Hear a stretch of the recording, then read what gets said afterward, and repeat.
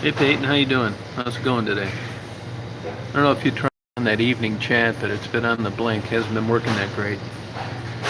This phone's been working better. Hey Kara, how are you? How's it going? You guys look like a couple models.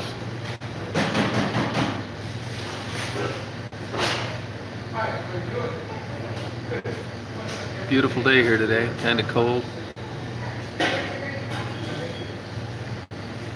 Yeah, I should be down there right now, but I haven't been feeling too good. So I don't think I'm going to go down this weekend because, number one, I'm not feeling that great. And number two, they've got a Lions football game, which usually isn't that big of a deal, but they've got that Detroit Marathon going on top of it. So I'll probably go down Monday. Hey Jessica. Yeah, I feel like shit. I felt crappy. Hey Dana Marie. The last time I went down there, I had to get there a Saturday, which would have been a week ago this last Saturday before noon. And I really felt bad going down. I still haven't recovered, to tell you the truth. What the hell I have? And on the evening chat, I got on there last night for 40 minutes, and then it starts giving a weak signal somehow. The camera works and everything, but all of a sudden the comment section will lock up. Yeah, thanks, Kara. Appreciate it.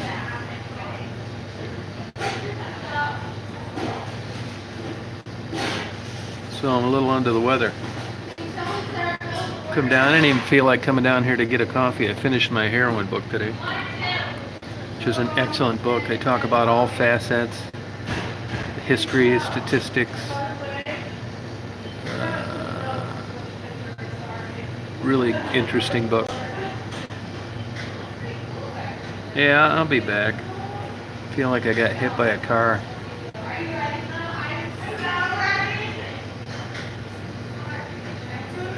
What are you guys up to today? Just taking it easy?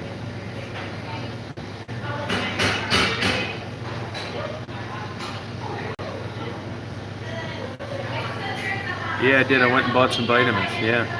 Yeah, I'll get some more interviews down there.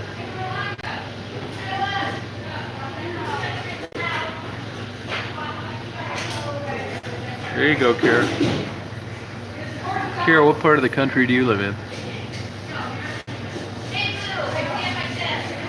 Oh, cool. Nice. What part of the country? Is it pronounced Mazara? Is that how your name's pronounced? I kept forgetting to ask it.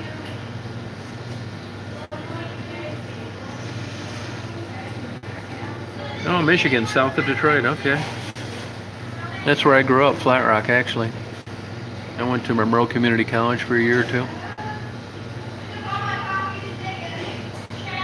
Yeah, what happened? I've always, I grew up in Flat Rock, and when you grow up, wherever you grow up, at least in my case, when you're a kid and you read about the big city, and then you get your driver's license and you're able to drive down there, and then you're in your dating years and you're in your early 20s, the big cities mean more to you than just by being a big city anywhere in the country.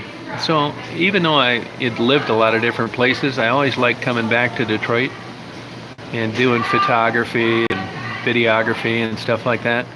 And then when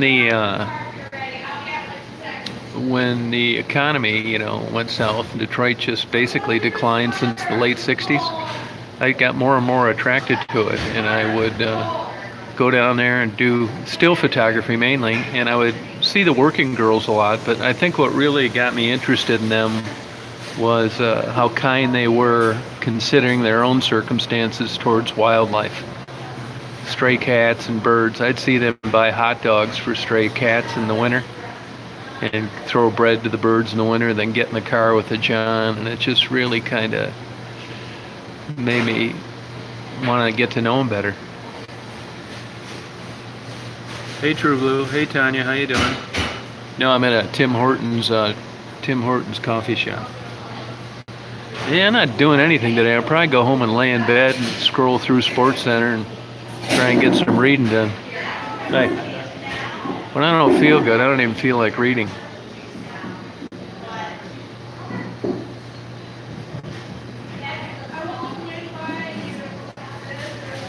Oh, thanks, True Seeker. Yeah, man, I haven't even heard. My dad used to use that Vicks a lot.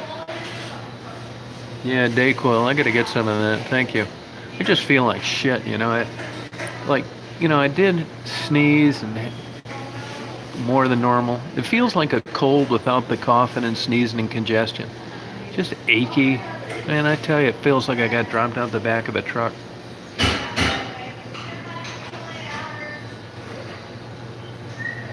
Yeah, True Seeker. I'm gonna do that then. I will do that. Yeah, Kim, no kidding, huh? Yeah, it kind of worried me because I went on the state flu website and there's only like 7 or 8 reported cases, and I think, God, could I actually be one of those?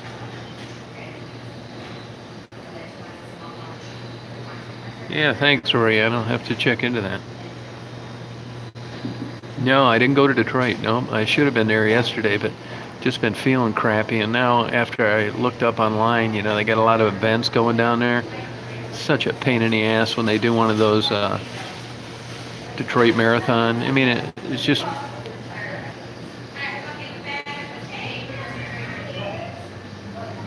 Yeah, thanks, Len. I mean, I'd like to say I'm feeling better. I felt a little better last night.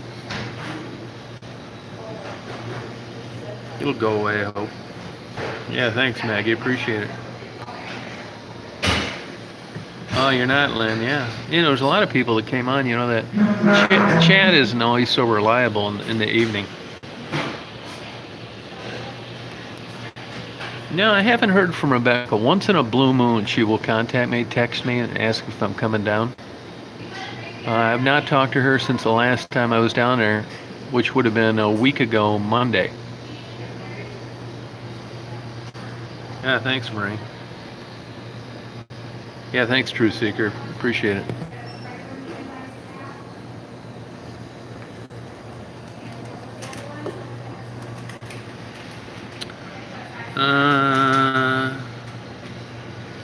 Sort of, Peyton. People come and go. They change IDs. I mean, I do a little bit. Would you get mad for a while and take off?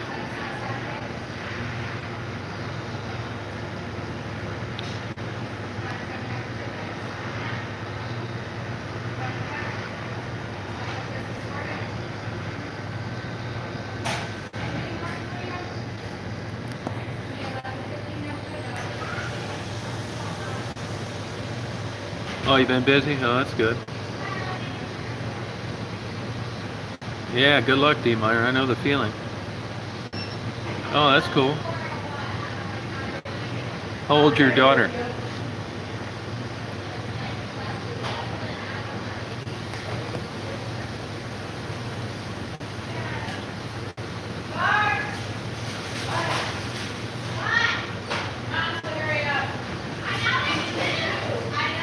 Oh, that's cute. That's nice. Congratulations. I know a couple couples that actually spent a fortune on trying to have a child and just never worked out. So you're lucky. Oh, 19. Wow. So you had a baby young then. There's a big difference between having a baby at like 19 and 39.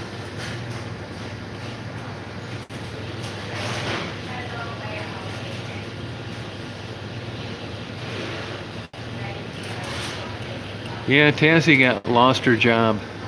I texted her yesterday and I got kind of like a strange response. So, there's people that come on here and when they want to communicate, fine, but I don't ever push it. So I know she's out looking for a job. Hey Ashley, how you doing?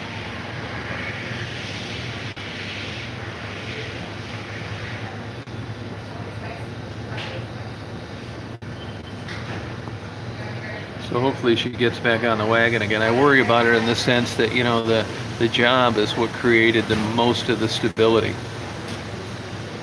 Yeah, not feeling too good, actually. Hey, Mark, how you doing? Yeah, thanks for that information on that book. Hey, ZB, how you doing?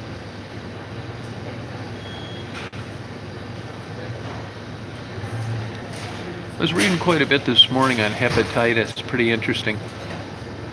Now there's a D and an E.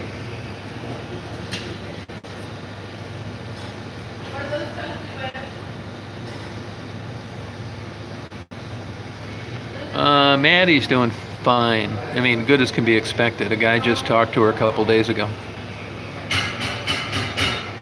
No, I haven't. I posted on Dan's Facebook or his YouTube video. I guess he's in rehab. I hope he's doing well.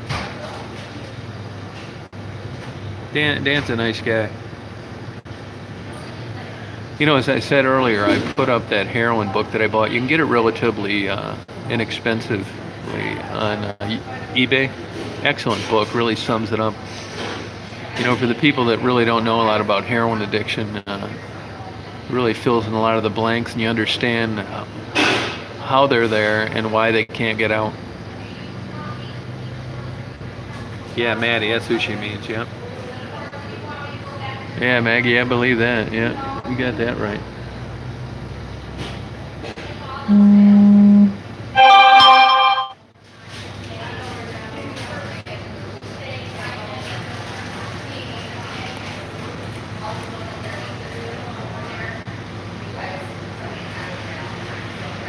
It's compared to heroin addiction because of the inability of most people to quit. I mean, you got a physiological connection and you got a mental connection. Heroin is as difficult to quit. I mean, nicotine is as difficult to quit as heroin. It is. I mean, there's statistics to back this up.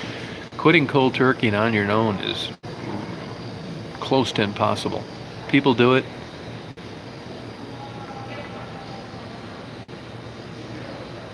Oh, okay, Lab, thanks. No, it goes together in the sense that you'll run into a lot of people that are addicted to heroin and they're addicted to crack. With heroin, you're kind of sedated. You nod. You're like in a big dream state where it feels good and everything is great, and you're just kind of like in and out of sleep. And to counteract the effects of heroin, you don't want to feel like that all the time. You need to get picked up, go out, and if you're a working girl, you need to make some money. So you do the crack, which is a stimulant. It's not uncommon for people that I run into in Detroit to be up for 3 or 4 days and often up for a solid week without any sleep. So that's why I'm, never very critical of these people when they make comments or they seem different. It's because, God knows what your brain does to you when you've been up a week. No nutrition, eating poorly. It just sucks.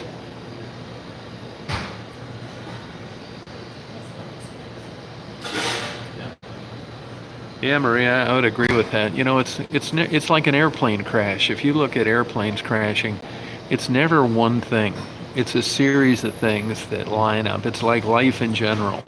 Doors opening and closing. And it's usually a series of events that gets people to where they are. Oh, wow. Yeah, they probably had some fentanyl in there, Meyer. Oh, really, Cable? Yeah, thanks. It'll go away.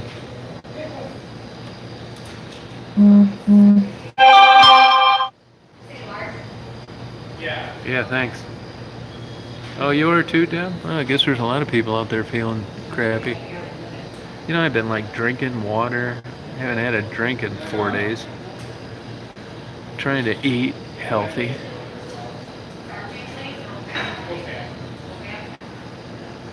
I mean, if I had a job, I would have called off. I feel that crappy, But if you can think of, the old adage, but for the grace of God go I, and that's kind of true. I mean, if you can think of it's like what people ask why I do that. I guess it's just like it releases it must just release like endorphins. It'd be like you getting excited when somebody kicked the final field goal in a football game. When I'm down there, it's just like so many things going through my mind. One, I'm talking about women in general, but the guys too. You're out there, you're not eating properly. You're living on the streets. Every night you got to try and find a place to sleep. You're dependent on your drug dealer. You're on heroin. You're risking getting hepatitis. You have no nutrition. You're a slave to the drug. Rehabs have a lot of red tape and strings attached. Your family's cut you off. Your relationships are all of shit. It's just gotta be like the loneliest life in the world in a lot of ways. There's no chance of having a normal relationship with anybody. All your friends are involved in the drug business, and it just seems insurmountable, and you can't get out. But yet, from the outside, a person that really doesn't understand heroin addiction, they're thinking, well, why don't you just quit? Well, you read that book, you'll know why. Yeah, D. Meyer, it's funny you mention that, because in one of the stories in this heroin book, I was kind of surprised. There are different arguments and theories on gateway drugs.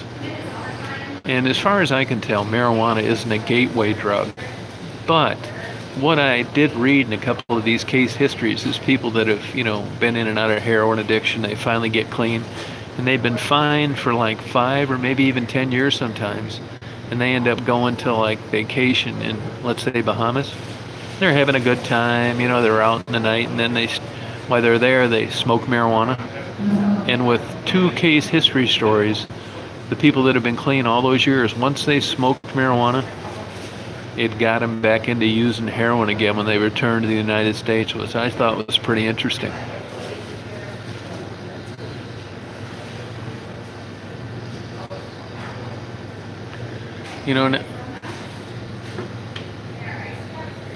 Well, Ashley, I don't know if you could consider it a gateway drug, but you could consider it a drug that's a stimulant that you could become addicted to just because of your personality and your physiology.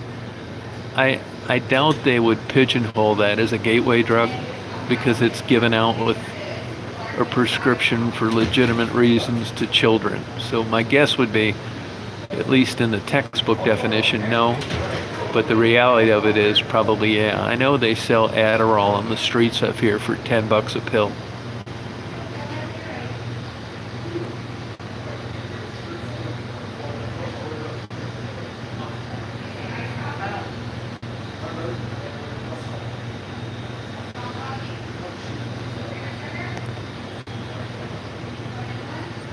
Oh, wow, Annette. What do you think you're addicted to, Ashley? Adderall? No, that's okay, Ashley. A lot of people here that are supportive try and get you help or get you some good reading material or, at least allow you to make an informed decision.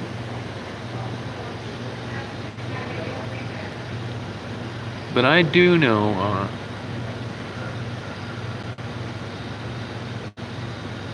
Yeah, actually, I think it's addictive. I think that's different than a gateway drug, though. Like I said, I know somebody that was buying those at a coffee shop up here. They're addicted to that energy. It's kind of like cocaine. Yeah, do you live in an area where you could anonymously become part of some program, or do you have insurance?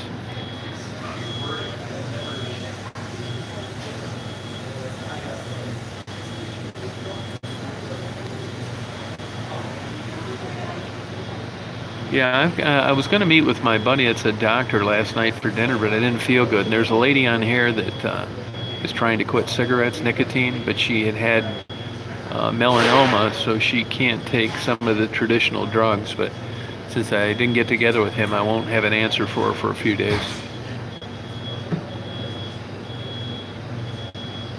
Yeah, you're right, John, yeah.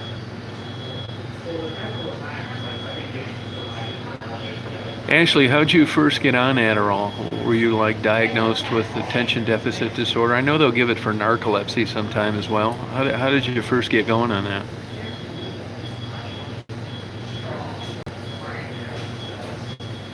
Yeah, Clonabin. Now they claim, all the benzodiazepines are very addictive. I took them for a while, and I didn't think so. I don't like the way how they make you feel so lethargic.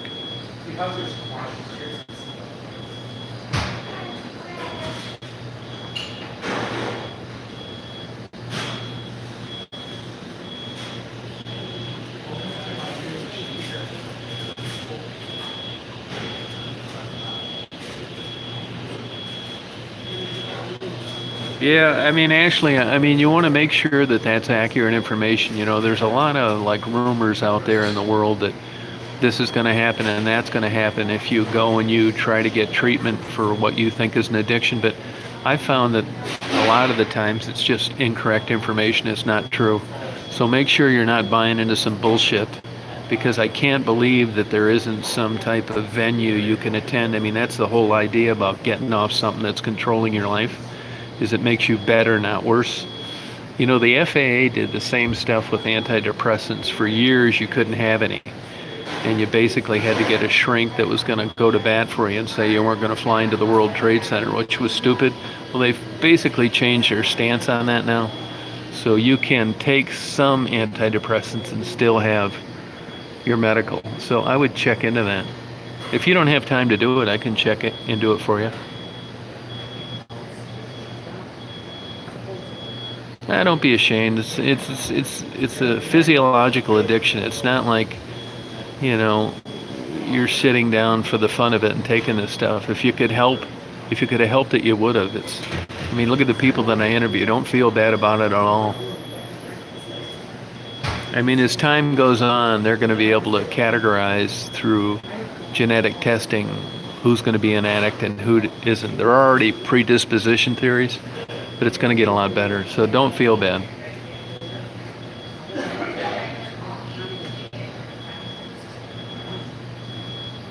Oh, good. Congratulations, Bill. Yeah, good for you.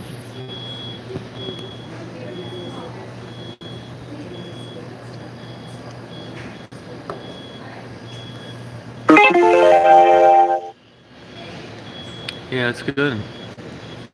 Ashley, why do you think you take that? Is to give you energy? Do you get a lot more done? I mean, you like that stimulating effect? I mean, why do you take it?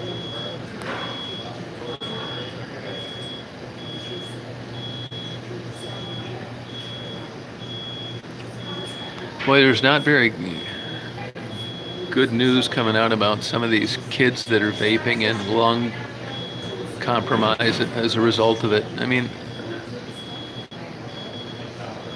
oh, good for you, Bill. Wow. Yeah, it's hard to do.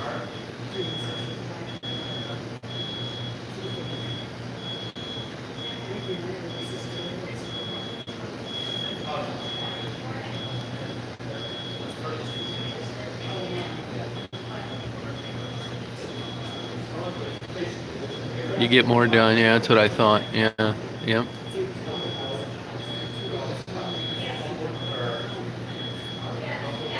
Yeah, I can understand why you're taking it then. Yeah, 16-hour shifts. Yeah, I know two ladies actually that were addicted to Adderall that cleaned houses for a living, and sometimes they would moonlight and they would clean commercial buildings, when businesses were closed, so they'd be up all night, and then they'd be just too tired to clean houses in the day, and that's how they got addicted to Adderall.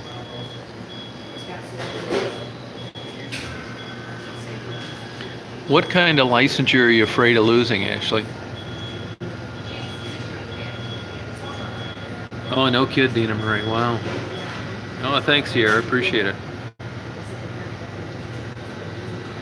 Yeah, it's getting harder to do, D. Meyer. At least in a state like Michigan, they have that MAPS program, which keeps track of all your prescriptions and who wrote them. Yeah, it's okay, Ashley. Best of luck to you. Anything I can do to help you or make calls or something, let me know. Okay. I would really be surprised that the social work profession wouldn't allow you to come clean on that and get treatment. I mean, I can always check for you anonymously if you want to. You can email me and I'll do all the legwork. Yeah, it's a good idea, Bill. Good. Yeah. So actually, you can email me if you want me to check into that for you. I'll call and find out what the truth is.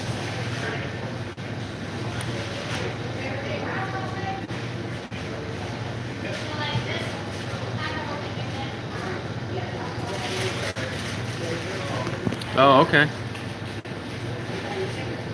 Yeah, if it's on your mind like that and it's really affecting your life that way. You ever check your blood pressure?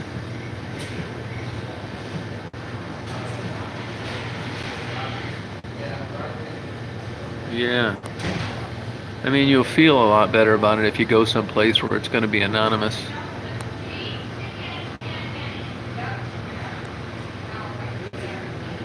Oh, okay. Yeah, it's true, Eric. Yep, you're right.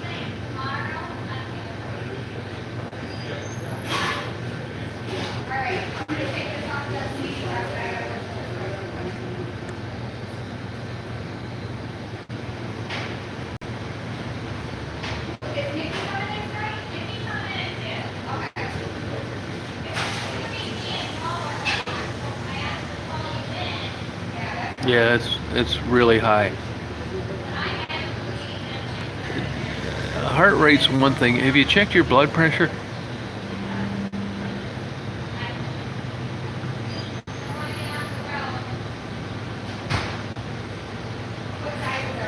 Yeah, gotcha. Okay, that makes sense then. Yep. Just go into a Walmart or one of those places and take your blood pressure. How old are you, Ashley?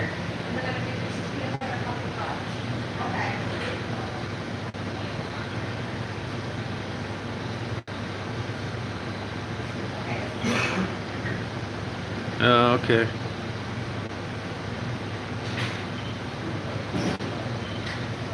No, you want to check it because there are things you can take to get that. You know, in the old days, when people were young, they used to run around with blood pressure and they didn't think it was that big a deal. But they found now that that constant pounding against the arterial walls actually weakens it. So in the old days of just someday treating the blood pressure and bringing it down and everything was fine, they're finding out that's not the way to go any longer. 32, yeah, you're pretty young. Uh, Blood pressure is easy to control. I'm assuming if you have a job and you're a licensed social worker, you probably have insurance. You want to get that blood pressure under control for the reasons I just said and more. You know, it could be that your blood pressure is affecting you just as much or more as the Adderall.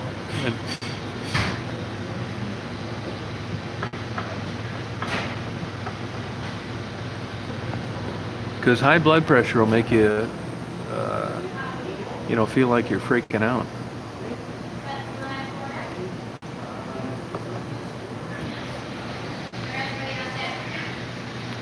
It's the same way with statins for cholesterol.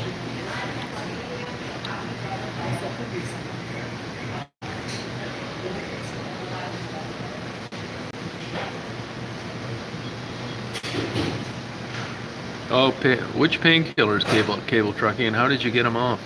Yeah, it can kill you. Yeah, silent killer. That's what they say.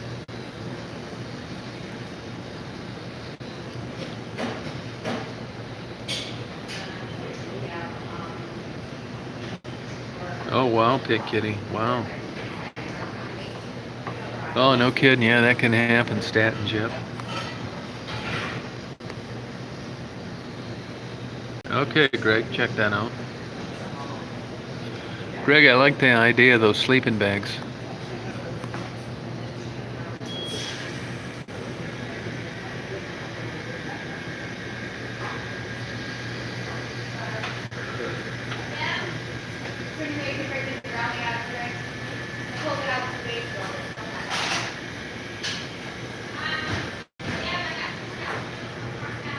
Oh, no kidding. Wow. How were you able to get your heroin at the time, cable trucking? Just go somewhere in the city and buy it? Yeah, it's a good question, D. Meyer. I'm not really sure.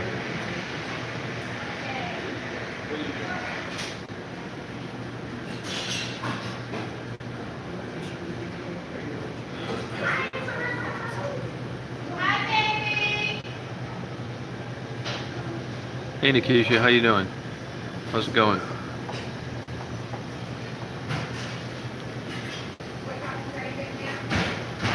Oh, okay. Glad you got off that. Congratulations.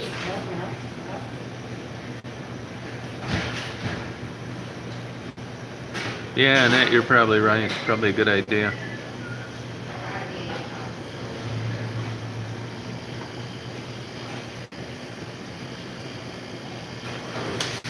Oh, that's interesting. Yeah, thanks, Greg. It's a good idea.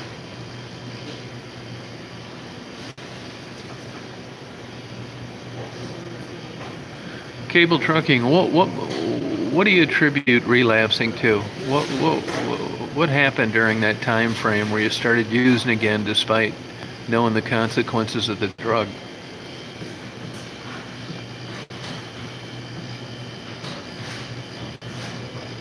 I'm going to be hanging around up here, Bill. Yeah. Oh, good for you. Good job. Oh, all right. Yeah, I'm not going to do much. I don't feel that great.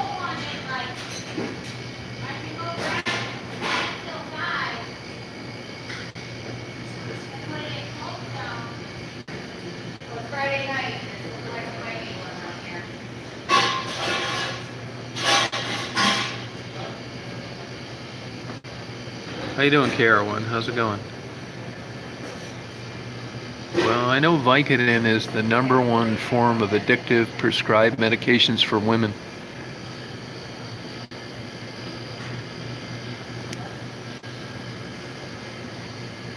Yeah, I believe that, Greg. Yeah. No, Eric, I believe that. Yeah. One passage in a book that I read referred to it as returning to your mother's womb. It would be that kind of feeling.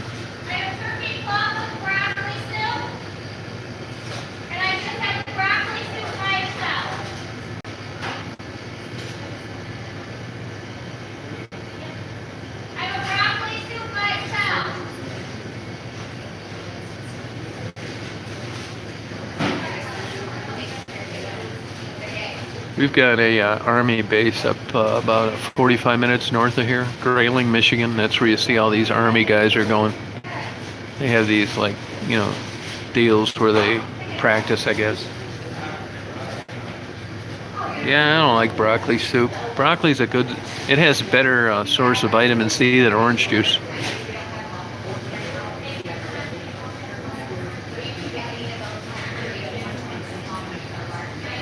Oh, okay. I like the gel caps myself. Yeah.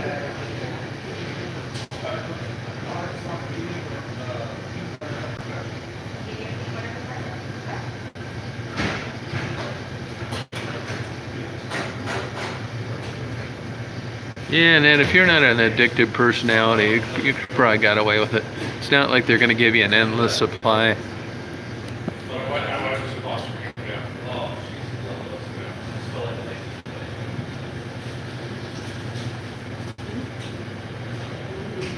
Oh, thanks for that. Yeah, I don't mind cooking sometimes. Hey, Arlene, how you doing? I'll tell you what, I make it every once in a while. If you go to, you can get one of these little Fry Daddy fryers. And I've practiced on this quite a lot. But go to Walmart and get the medium shrimp that are raw. They haven't been cooked. And you bread these shrimp like in your favorite breading. You can get those at Walmart too, a bunch of different kinds. I cook these shrimp in peanut oil, deep fry them. And peanut oil is relatively healthy. And the raw ones are better for some reason. They just are. Like I said, I've tried. It's easy to overcook shrimp, but I'm telling you, these fried shrimp are so damn good that you cook yourself, and it's cheap. You can buy a whole bag of these shrimp for like $6. So good. If you went to a restaurant, they'd want to charge you $19 or something. That wouldn't be as good. Yeah, pricey but good. Yeah, you're right. I use it about 4 different times.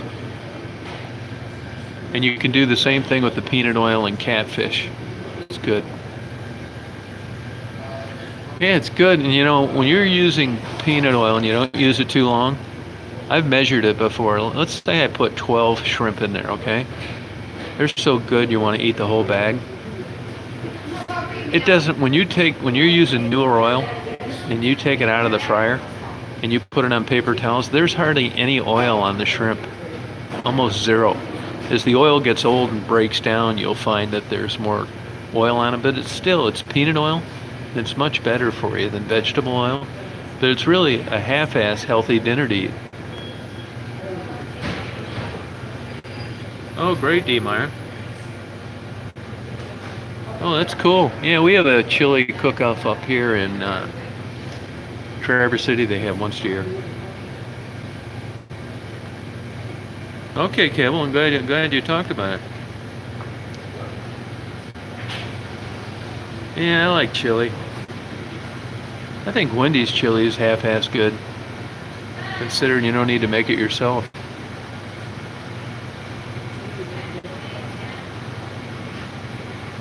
Oh, thanks, Cinderella. Yeah, just achy, you know. Oh, way better, Arlene. Peanut oil is way better. It's more expensive, but it's not like you're using tons of it. The cheapest place to get peanut oil is Walmart. Get a gallon. It's a gallon for it's like $12, and you can get about. I use it 3 or 4 cookies. You know, when you're using those little fry daddies or those small fryers you buy at Walmart, there's not much oil in them at all. So it's not like you're blowing through it all and it's super expensive. I make all sorts of stuff in peanut oil, onion rings. I'll tell you another good deal if you like seafood. You don't want to like go broke buying it. I don't really like Aldi's in general, but if you go into Aldi's, you can't beat their large scallops. They're $9.99 for a bag. I think it's 10 ounces of large scallops. Let them thaw out. Do the same thing you do as your bread shrimp.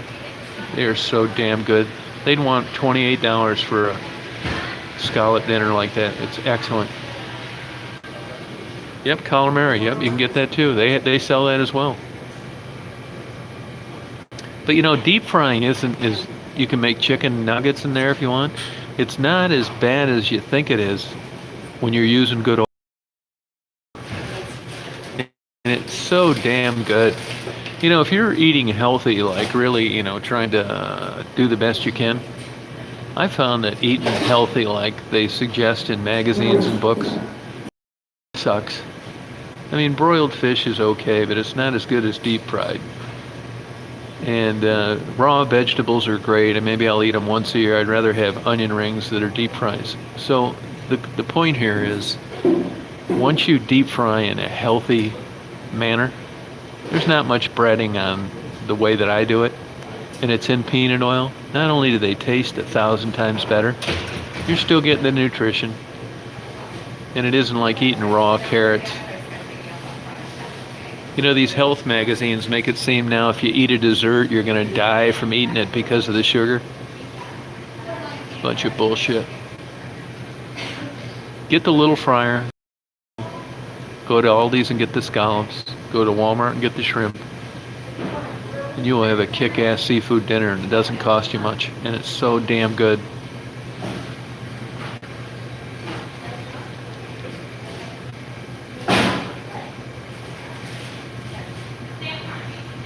Peanut oil's better. Well, what I like about these fryers is this stuff's not soaked with oil when you pull it out. People cook with olive oil. The flash point is much higher. In other words, you can heat peanut oil to a much higher temperature than you can olive oil. In olive oil, you know, you cook stuff in it and saute it. It's fattening as hell. I think it's 150 calories a teaspoon. You try frying a piece of fish in olive oil with a teaspoon, you'll burn the hell out of it. So you end up dumping in 1,000 calories worth of olive oil just to keep the fish from incinerating. Olive oil's good, but it's not really good for deep frying.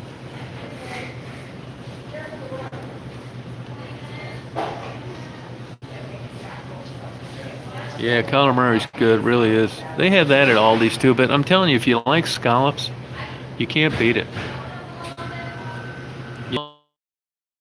Eddie's not missing. That's those other wackos on those channels trying to cause trouble.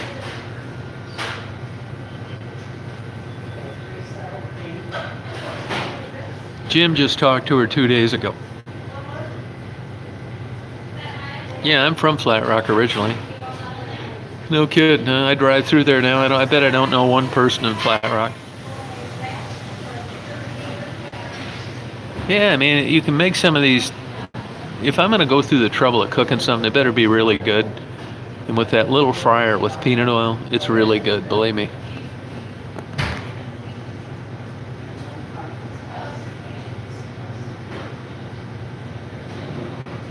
Yeah, I'm planning on going down there Monday because they've got a Lions game Sunday and they got that Detroit marathon Sunday.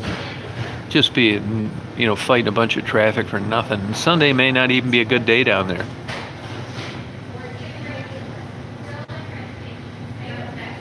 Yeah, I hope she does too. I mean, I think everybody hopes that everybody gets out of there. It's just not that easy.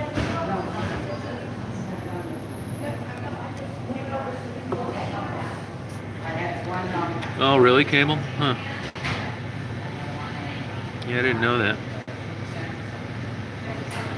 Hey, Matt, how you doing?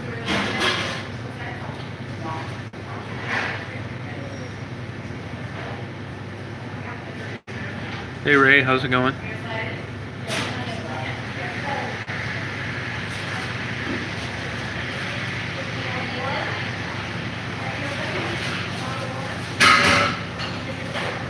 Yeah, it's hard to say. I mean, I don't want to make up how her health is. I really don't know.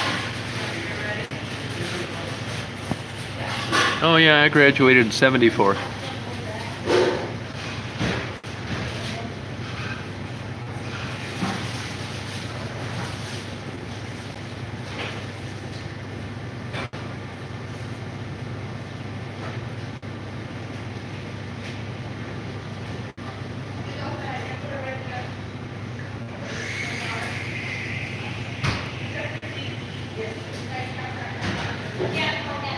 Hey, Sheila, how you doing?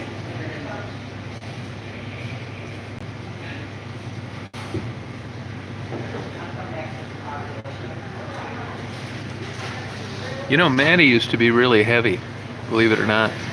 Used to be overweight.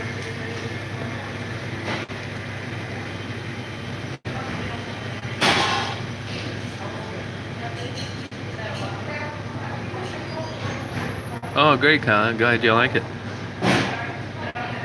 There's one of these kooky ass women out there now thinking that I'm a serial killer and that I'm murdering these people.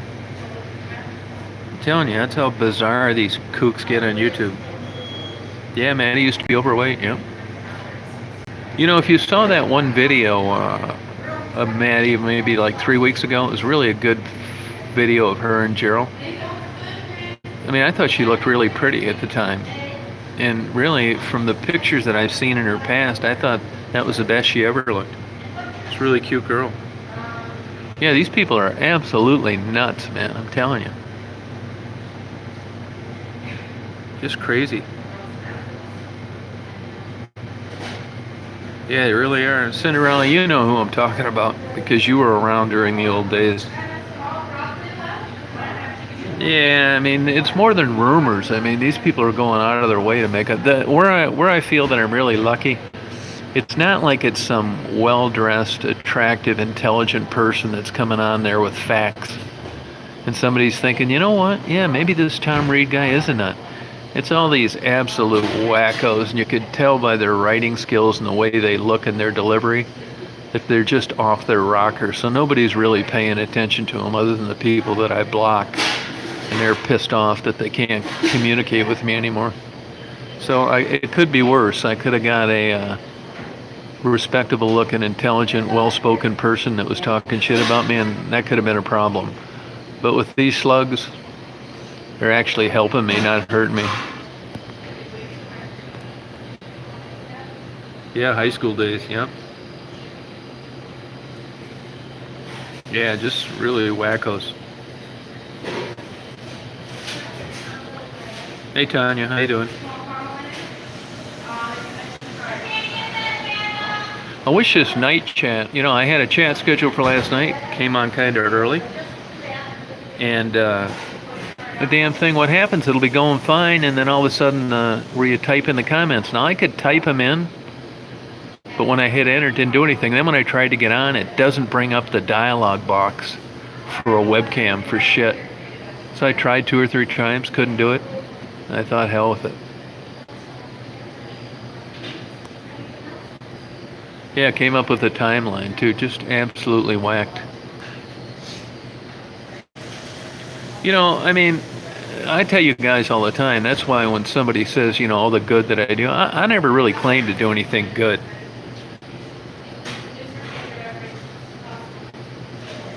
I mean, I'm interested in their story and I like to get it out there. I mean, I am trying to do more now than I did before, but that really wasn't my intention to go down there and try and, go to plan B. My interest was to say, hey, this is giving you a word to talk about your circumstances. I'd like to interview you. That was it. I mean, there's people that, I'll give you an example, like Dan Boyle. Dan is a sweet guy, a really good guy. And, there's a certain type personalities that wants to either hate your guts or thank you when you really didn't do anything either way. Now, Dan is saying somewhere that he credits me with his new rehab. And even though I appreciate the compliment, I talked to Dan one time. I interviewed him just like I do everybody else. And if he thinks that I helped him, that's great. But I would never take credit for that. All I did was turn on a camera and interview him. I mean, it's good that he thinks that way, but I wouldn't claim it as any kind of great act or benevolence on my part. There are people that write that say they were thinking about trying drugs again. They watch these videos. Hey, if it's gotten boiled down that simple and that's what works for you, I'm happy for you.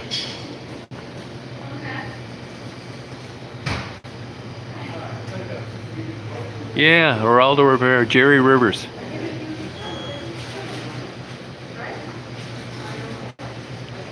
That's why, like when I interviewed Kelly, I mean, there's just some people that you just end up not liking. That's why Rebecca and Maddie are so appealing.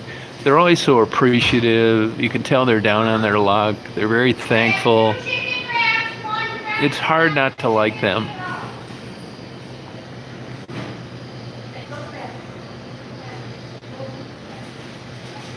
Yeah, it's true, cable trucking. If it works, it works. It's so strange.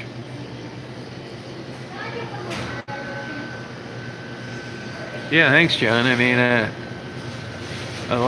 wish I could do more. Believe me, that's why I'm reading on it and stuff, so I'm just not some ignorant dumbass going down there asking the same stupid questions. Yeah, that damn Social Blade is full of bullshit. I wouldn't have any problem looking at exactly what it was. But they're not showing the whole picture. If my other 5,900 videos, from sunrises to moonrises to turtles on logs, got the views that I got from the women interviews, I'd be rich. But if you look at the videos that I've uploaded in the last couple weeks, it's basically, you'll see the videos the non-women videos. Nobody watches those. Hey, how you doing? Doing a chat. Yep. Doing a chat right now. So that's why I encourage people to go out and do the same thing I do. It's fun, man. I have a good time going down there, talking to them. But I think you can understand how aggravated you could get if I go down there interviewing them, I'm interested in their story, and then they start thinking I'm exploiting them, making $1 million. It just makes me not want to have anything to do with them again. I mean, you just can't win. Nobody ever asked Maddie or Gerald or Sarah or Kelly a damn thing about how their life was. Then I go down there and I do an interview on them, and now I'm some villain for exploiting them in the midst of getting rich. It just pisses you off.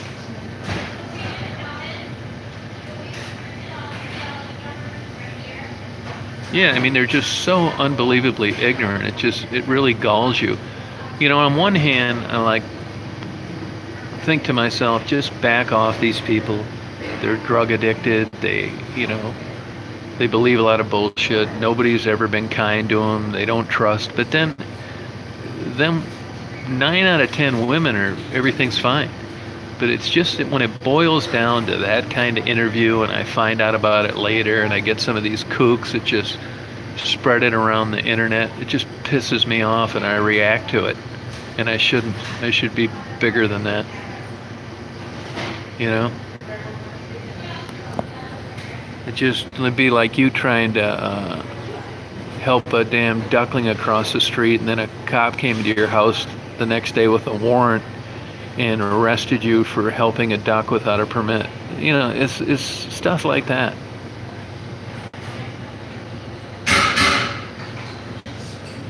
I've offered before on those women to, like, that's why I tried getting a hold of Tassie yesterday, start her own channel.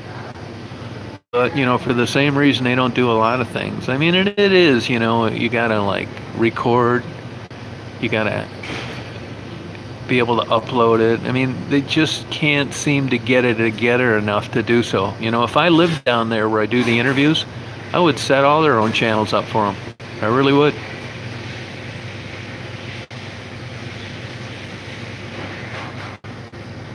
Yeah, character assassinations. Like I said, I don't really worry too much about it because it's so glaringly obvious that these people are not playing with the full deck.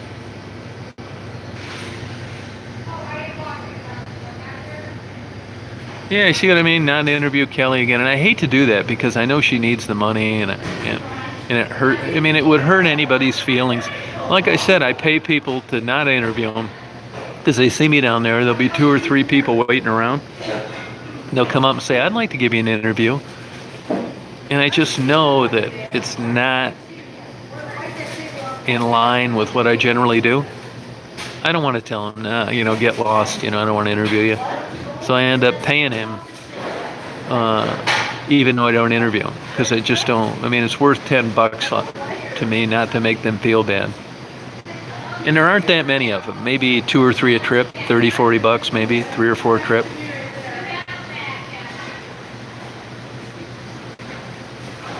Now, you think it's scary down there. It's really not in it. I mean, it seems scary if you don't come from an environment like that. But once you get down there and there's a McDonald's, a CVS, a Church's Chicken.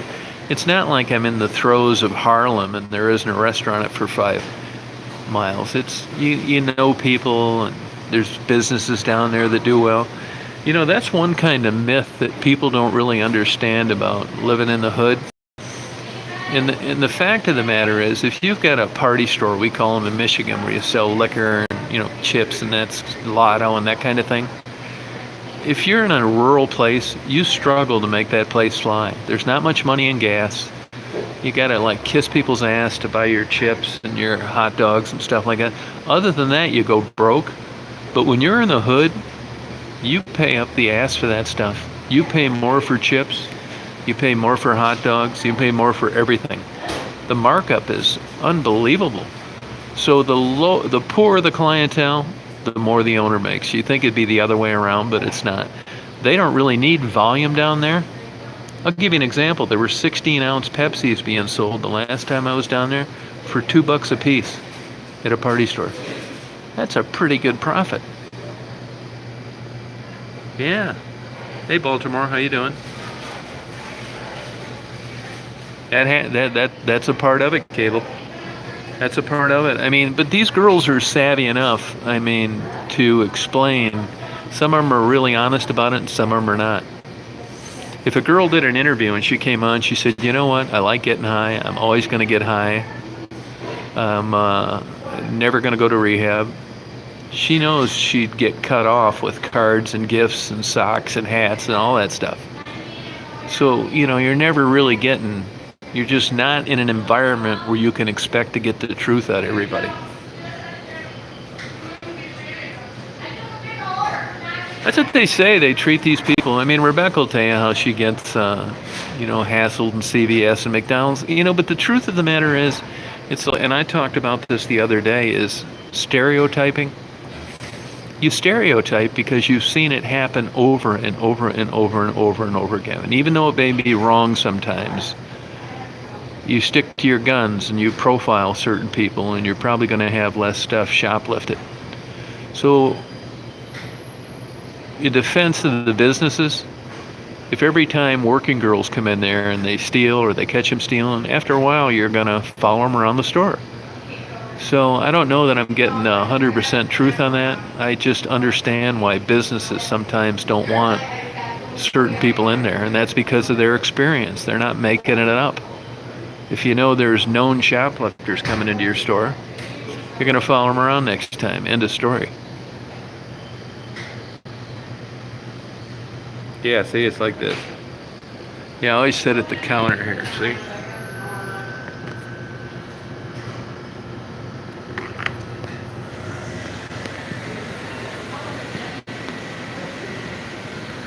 That's why I come here. I sit at the counter.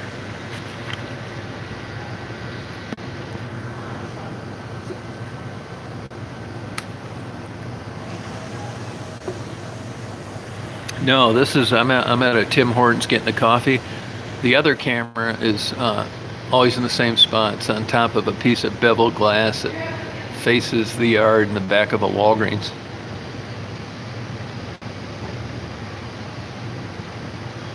Yeah, the counter's like just the right height. I like it. Yeah, my sister used to own that McDonald's. That was actually the first single female. She was the first single female to own McDonald's franchises. That was her first store. She got it in 1978.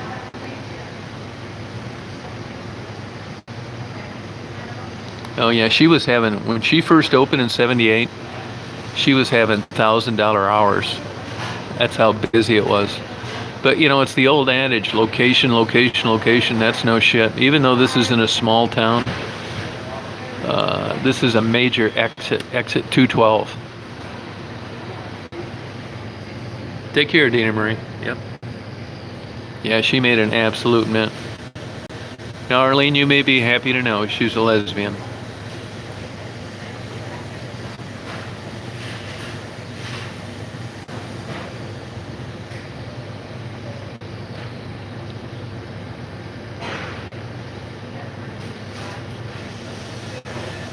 They just did a remodel on that store, changed the design.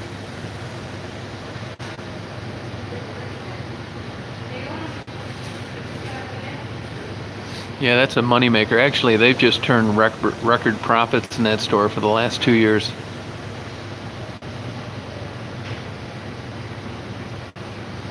And then I'll tell you, McDonald's catches a lot of shit. They do a lot of good. That Ronald McDonald House, if you ever take the time to Google it and understand it, they've done a lot of good. They sponsor a lot of the infrastructure in the Olympics.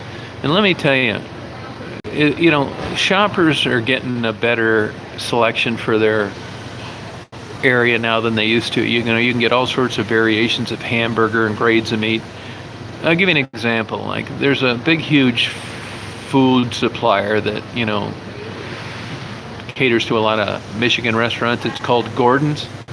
If you guys ever get a chance to look at a commercial catalog of a food supplier to like typical restaurants, you'd be surprised. There are like 17 grades of chicken breasts.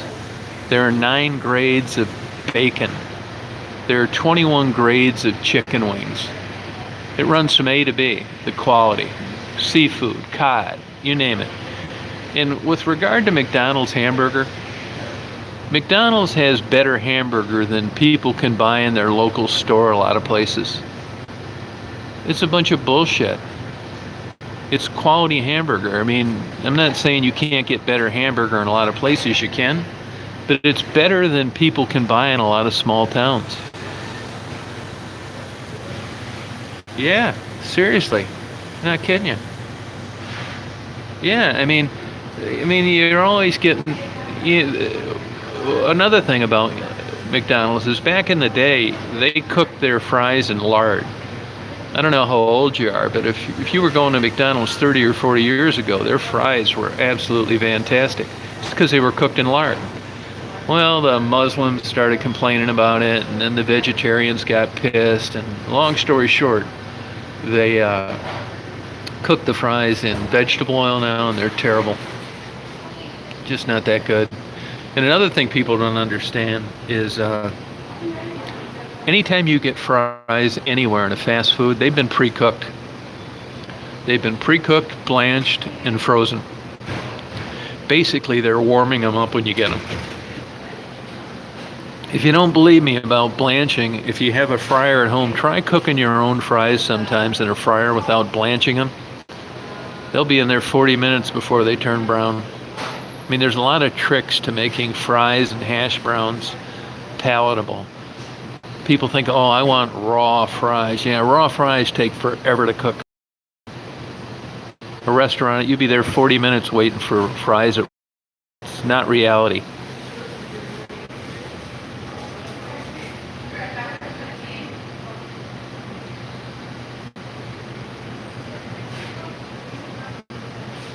Yeah, that's it, Greg. Yep. I mean, I don't think any of their food's that good anymore. If you really want the best you can get at a fast food like McDonald's, go in there and say you don't want pickles on it, or you want extra lettuce or more onions or something like that, because when you do that, you will get a fresher product.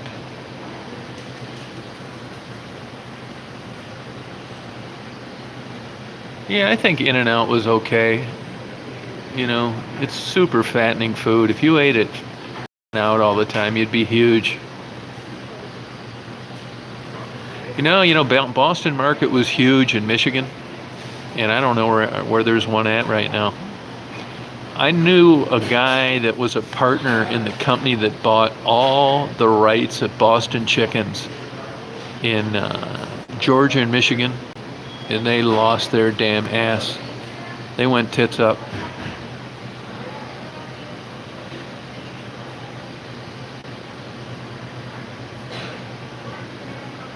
Yeah, Chick-fil-A, those are Mormons. That's why they're closed on Sunday. One thing I'll give Chick-fil-A is they use a quality chicken and they change their oil a lot.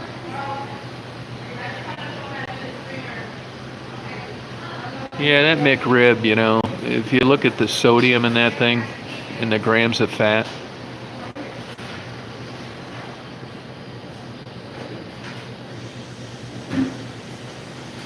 You guys remember the Kenny Rogers Roasters chicken? That was pretty good chicken for a while. And what's the name of that chain that Burt Reynolds lost his ass in? They used to be all over the place.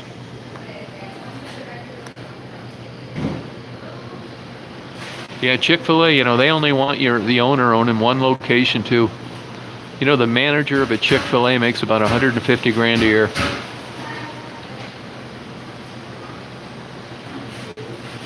Hey, Mark.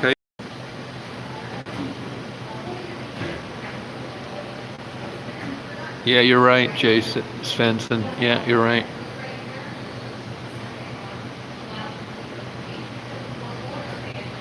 I mean, a lot of these, like these Five Guys, they're all right. They're okay. I mean, it's good, not great. There's one place that I can actually say I had a great hamburger. Now, you guys are going to laugh. You're going to think I'm full of shit on this. It's the truth. There's a small restaurant in Sault Ste. Marie, Michigan. You can watch the freighters go by in the parking lot. It's called Clyde's. It's east of the bridge, east of the locks. Clyde's. They are the best hamburgers and fries you've ever. I mean, really good. In-N-Out's good. Five Guys is good. Fuddruckers is good. Clyde's is great. One location. They haven't changed a thing in 50 years. Excellent. I don't know what they do to that stuff, but it's like old-fashioned, great tasting food, like McDonald's was in the early 70s. You like that McRib, huh, Cinderella? Yeah, I like roast dinner sometimes. Yeah, Ray. The thing about it is that, there were way more freighters 100 years ago than there are now. The Clyde's is like an old throwback drive-in where you can go in there and sit to, not many seats. Absolutely excellent.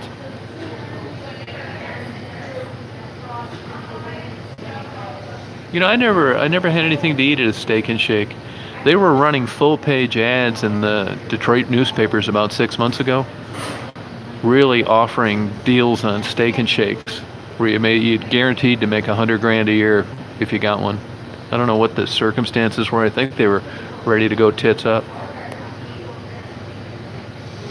Yeah, you don't see that many tugboats. There's a couple that I see all the time in Detroit. I've never seen one in the Soo Locks, which I always thought was kind of strange, because you see them where they're helping them dock everything, and they're really threading the old needle at the Soo Locks with some of those 1,000-footers. I'm surprised tugs don't line them up, but I've never seen a tug up there.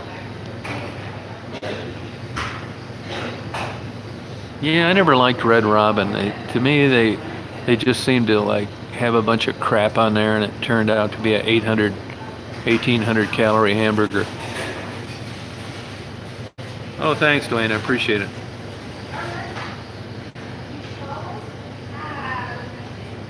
I just got a thing from Harvard University. Drug-resistant infections. I'll read it later.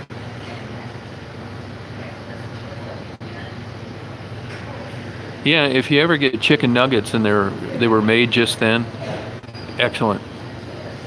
Get that little fryer and that peanut oil, make your own chicken nuggets. They're so much better. There's a really short life on fried food with regard to how long it's been out of the fryer and how it tastes. When I eat those damn shrimp that I cook in that little fryer of mine, I gotta blow them off. They're too damn hot.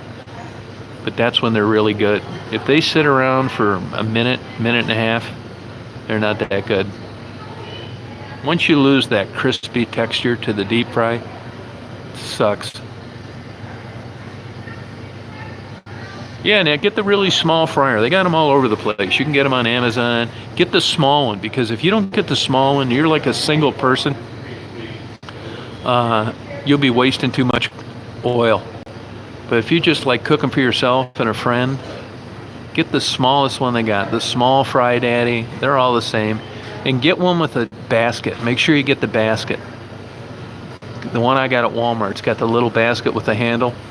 It doesn't seem like much, but when you're cooking in a fryer and you don't have a basket, it's just a pain in the ass. It's hard to grab them, and some of them get overhooked. Get the little basket one, and then you just pull it up, dump it over on some paper towels. So damn good.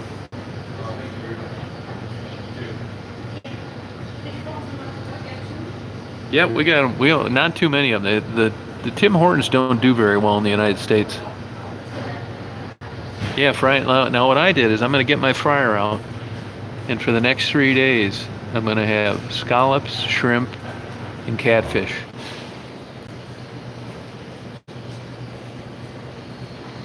And like I said, when you take them out and you put them on a paper towel, there's hardly any oil when the oil's new. Yeah, Google it. Yep. Yeah, I was born in Michigan. Yeah, I travel. I've been in every state, all over the place, a million times. Yeah, I had a piece of salmon yesterday. Wasn't bad. It's that steelhead salmon you can buy at Walmart, never frozen. It's pretty good. There's a whole nother argument about salmon, farm-raised salmon, which that is, and that they're fed pellets. They're not salmon that are going out and eating on their own. They're fed pellets. I think my guess is that, see Daisy sitting on the dash? My guess is that wild caught tastes better. Well, I get the farm raised. I wish I didn't have to, but it's the way it is. I know with regard to rainbow trout, the wild caught is better than the farm raised. Catfish, I don't think it matters. It's probably catfish farm raised is better. They're not swimming in a damn half-inch of mercury in the Detroit River. They're bottom dwellers. And if you ever look at where fish are placarded with regard to safety concerns with regard to chemicals, you don't want to be eating fish from a polluted river like a catfish. He's in all that toxic metal bullshit. Where a bass wouldn't be. He'd be floating around in the middle somewhere.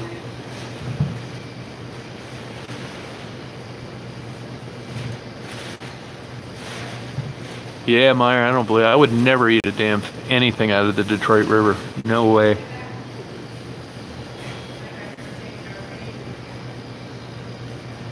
Yeah, you got to get steelhead at the right time of the year. When they're healthy and they're out there, swimming around before if you get them anywhere near spawn and they taste like shit, they're already dying on their way up the river.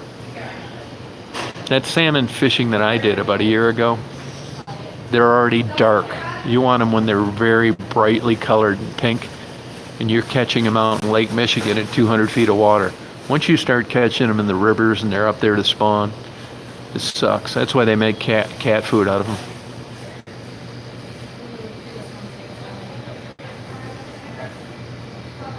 Yeah, Canada has some good fishing. Yeah, you're right. Yep.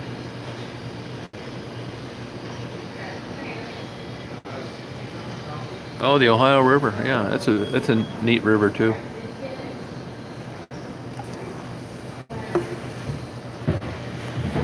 Yeah, bear food. That's right. But I don't even think the bear will want to eat them. They'll eat them in the spring. I'm not sure about the fall. Maybe they do. I'm not sure. They're pretty particular, crazy as it seems, even though they're out there surviving. Yeah, as I said, one of the strangest things, and you're going to think this is not true, but the hardest place in the world to get fresh fish, I'm talking about at a restaurant, is in Alaska. Try and get a fresh piece of salmon in Alaska at a restaurant. It's not happening. It's processed, shipped down to Seattle, and then shipped back there, and it's frozen, and they serve it. Now, if you're living there and you catch them yourself, that's different. But try and find fresh seafood in Alaska. It's almost impossible to get at a restaurant. Yeah, it's so crazy. It's all for export only. It's just, I'll give you another example. German handmade marbles back around the turn of the century, late 1800s, early 1900s. There was a predominant place called Lauschwa, Germany, where they made these handmade marbles, the kind with the swirls and the panels. Those were export only. Those were going to other countries. You didn't see any kids around Lauschwa, Germany playing with the marbles that were the same type that were sent to the United States. I know people that didn't do any research, and they went to Lauschwa thinking they were going to find these in antique stores and fields. They didn't find any. You'd stand a better chance of finding some in Toledo, Ohio. Yeah, it goes to the Korean and shore meat. It's just like when they advertise Boston, Maine lobster. No, there are lobster that come from Boston, that's true. But you know where most of them come from? Nova Scotia. Not that it means a damn thing. It's not like Digby scallops, the Bay of Fundy. That's where you get the good quality big scallops. They're all coming from the Bay of Fundy.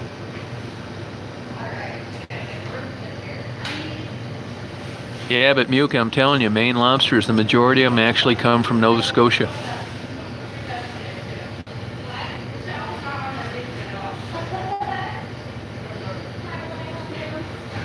I think that's bullshit, Arlene. I do know if the American shrimpers, I'm talking about got people born here that grew up here, they've basically been put out of business by Vietnamese shrimpers down around the coast of Texas, Florida, everywhere. Kind of like the nail salons, getting your nails done. Even up in a northern community where I live, you'll be hard pressed to go to a nail salon where the owners or the employees aren't Asian.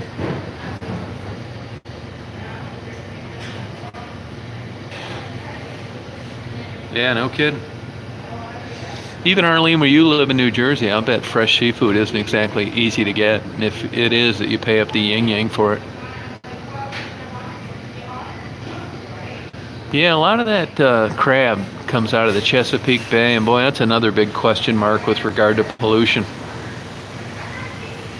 Nova Scotia is a beautiful place.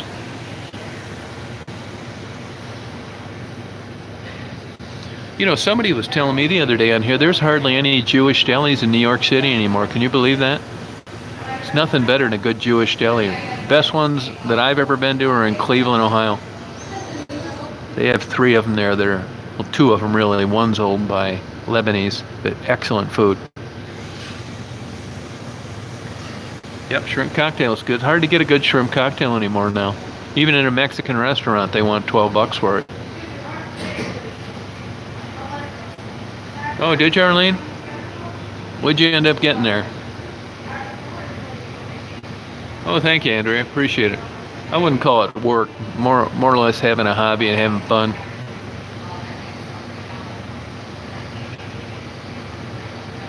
Yeah, I love that Jewish Corky and Lenny's, Slyman's. That's actually owned by Lebanese people.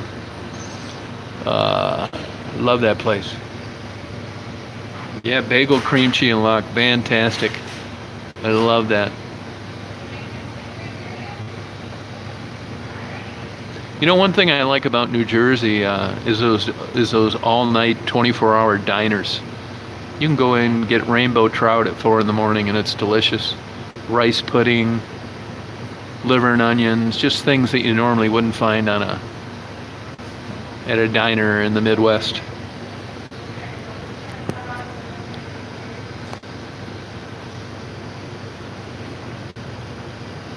Yeah.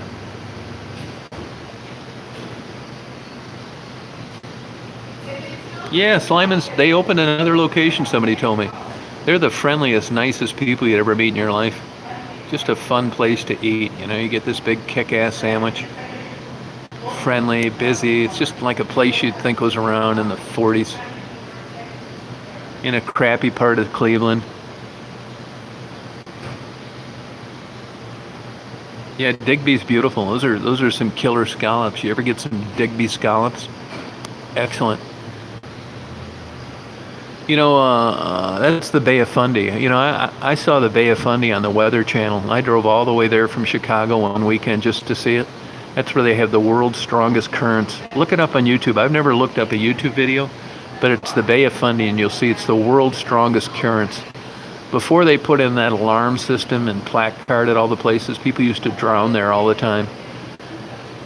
But now they've got sirens and lights and warnings and barbed wire fences. But the Bay of Fundy is absolutely fascinating for its wildlife, and it's the strongest currents in the world. Look it up, Bay of Fundy. It's worth the trip. I went out there and it's so damn loud you can't even hear somebody talk. They're standing right next to you when the currents switch.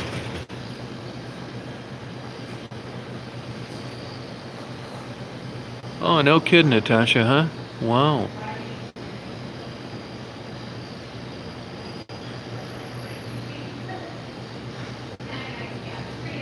Huh. Yeah, Pink Kitty. Yep, you know what I'm talking about then. No, he's not. I don't think he's dumping on the Jews. The Jews got it down, man.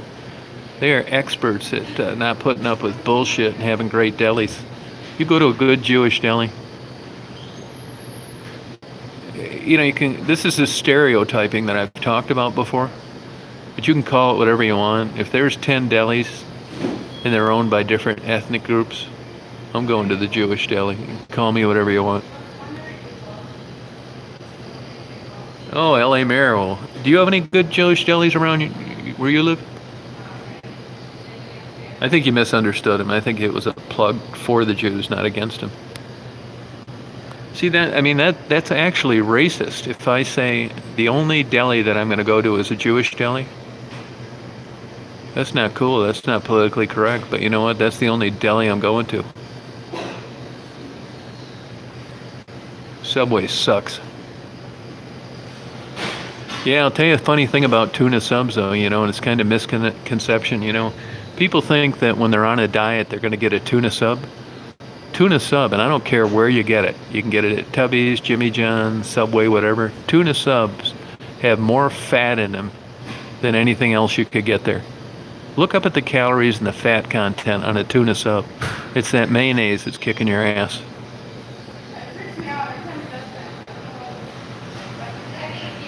Seriously. Tuna sub will make you fatter than hell if you eat it every day. I don't care if you get it on a bagel or a bun or a piece of bread.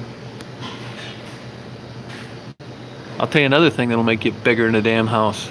Taco salad.